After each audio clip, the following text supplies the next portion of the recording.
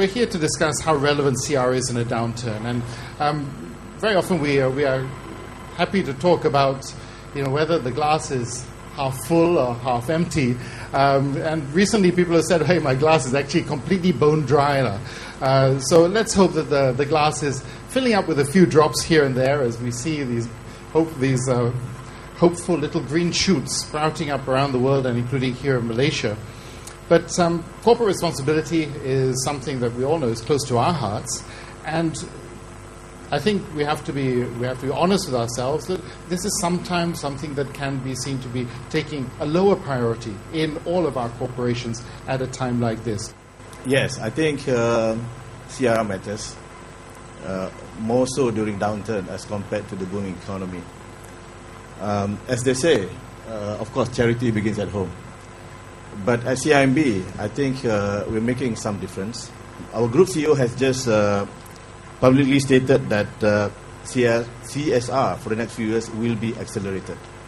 Our biggest initiative is actually the setup of CIMB Foundation.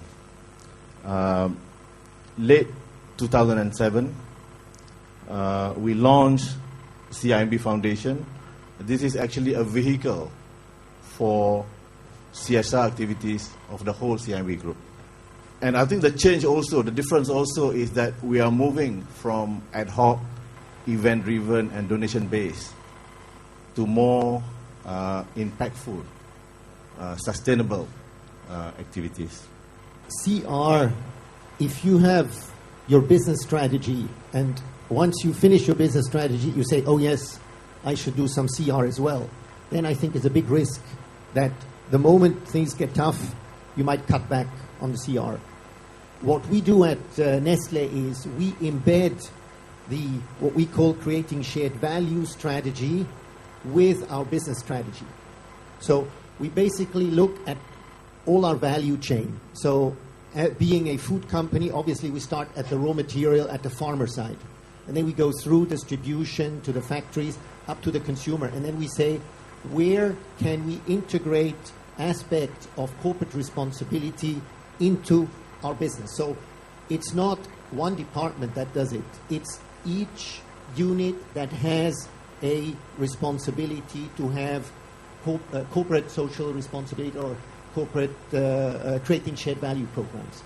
So because we are a nutrition company, because we're a food company, and because our objective is to be the leader in nutrition, health and wellness, obviously our first priority is nutrition. So this is the first focus on nutrition. The second one is water, because if you want food, you need to have clean water. If you don't have clean water, you can't grow food, you can't prepare food. That's why water is so important for us.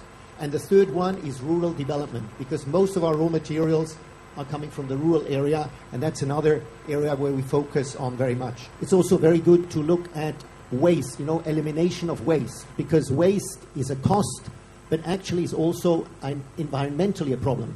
So the more you can reduce and eliminate waste, the less you have a charge on the community and on the environment. So it's really embedded, it's not an afterthought. And that's why, whether the business is good or bad, it's the same. We still do it.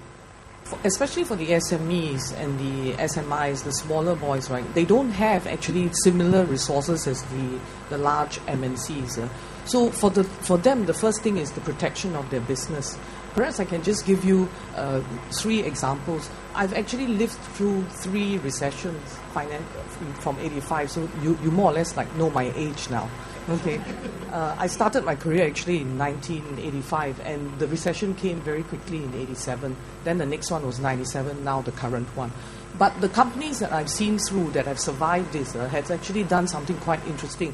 For instance, first it is about protection of the business. There was one business in Indonesia that we were shareholders of. Because the crisis was so severe, there were riots and everything.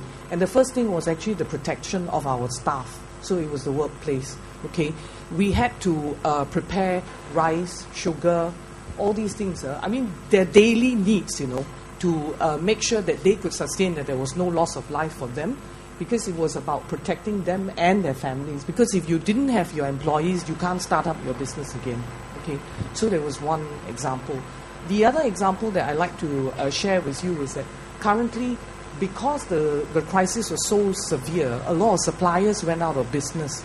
Now, if you were part of that, if that supplier of yours is your critical supplier, you're going to have a problem in your supply chain.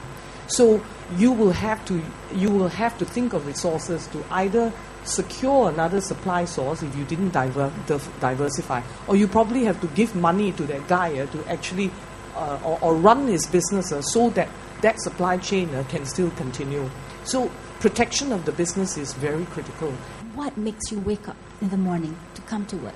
And they all say it's because in Microsoft we have the potential to make an impact in people's lives in whatever that we do. So that inspiration is something that we have to really harness and unleash during these difficult times. And that is why I think during difficult times, the motto that we have and the strategy that we have is going back to basics and making sure that a crisis is not wasted to strengthen your fundamentals. And this doesn't only apply to fundamentals of business leadership, but also fundamentals of employee engagement. And you have to really remind them that there is a longer-term vision. You are here not only because of the monthly, quarterly, annual business objectives, but it's also about the bigger picture.